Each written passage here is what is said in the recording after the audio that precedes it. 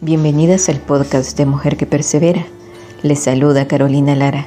Les presento la serie Personajes más destacados de la Biblia, extraído de la Biblia H2O, traducción lenguaje actual, esperando sea de edificación para sus vidas.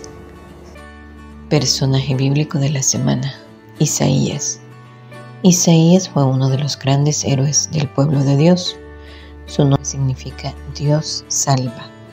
Nació en Jerusalén en el año 765 a.C., en una familia de la aristocracia, y por muchos de sus rasgos y actitudes, puede decirse que era un hombre de una elevada cultura. Fue un poeta maravilloso. Sus profecías tienen un estilo refinado e imágenes fuertes y bellas. La narración que hace de su propia entrega a Dios y el inicio de su misión profética en el capítulo 6 de su libro es sencillamente majestuosa. La hondura literaria, la belleza y el dramatismo de las ilustraciones empleadas convierten el pasaje en uno de los textos más hermosos del Antiguo Testamento. Pero Isaías no solo fue un gran escritor, sino un profeta singular, y de una valentía y un compromiso conmovedores.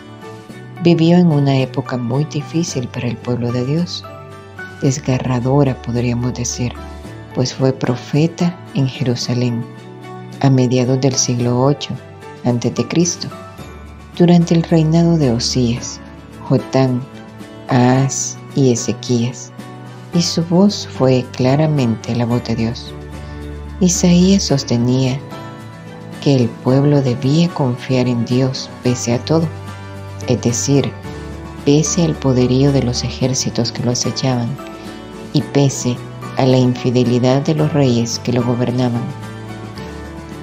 Había que apartarse de la corrupción y la maldad, de la mentira y la hipocresía, la idolatría y la rebeldía. De lo contrario, el destino sería la derrota y el destierro.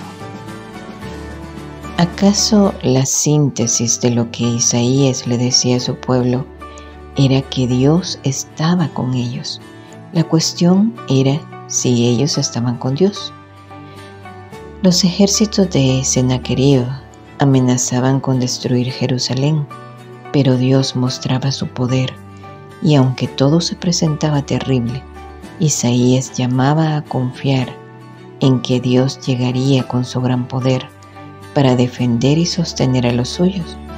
Pero en la prosa profética de Isaías, el pueblo es un viñedo que Dios cuidó con paciencia y amor, regó y abonó. Mas cuando vino a buscar las uvas buenas, las buenas obras, la fidelidad, la fe, encontró solo frutos amargos, malas obras, rebeldía, falta de fe, idolatrías.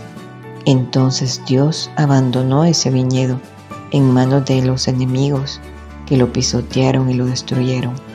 Isaías fue el profeta de la santidad verdadera, que debía expresarse haciendo justicia con los que más sufren, los pobres, las viudas, los huérfanos.